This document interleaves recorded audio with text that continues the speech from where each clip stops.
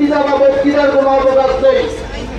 আমরা রাজ্য সরকারি কর্মচারীরা আমরা রাস্তায় নেমেছি, শুধু কলকাতায় নয়, আজ সারা রাজ্যব্যাপী প্রত্যেকটা জেলাতে কর্মচারীরা রাজ্যের নামে যে প্রহসন হচ্ছে,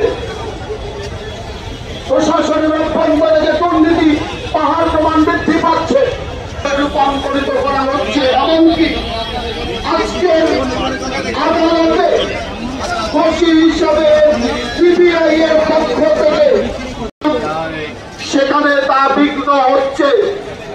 আদালতে সেই অভিযুক্তকে তোলার 40 মিনিট বাদে গিয়ে সিবিআই প্রতিনিধিরা কোর্টে উপস্থিত হয়েছেন।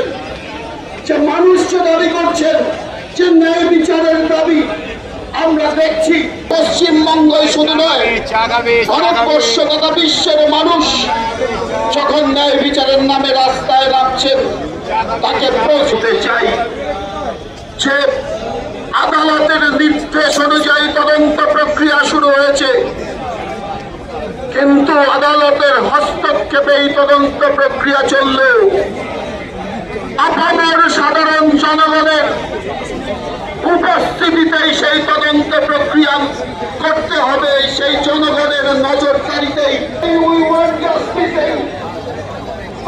আন্দোলিত হচ্ছে সারা বিশ্ব। তারা যদি দুর্বিসন্ধি কাজকর্ম প্রক্রিয়ার মধ্যে যুক্ত হয়, তাহলে পাশাপাশি স্লোগান তুলতে হয় জাস্টিসের জন্য সংগ্রাম। সেই রাজপথে থেকে দীর্ঘস্থায়ী সংগ্রামের মধ্যে আমাদের যুক্ত হতে হবে। জনগণ প্রমাণ করে দিয়েছেন ঐক্যবদ্ধ আন্দোলনের মধ্যে দিয়ে এই শাসকের অন্যান্য বাধা সমস্ত অংশের শ্রমিক কর্মচারী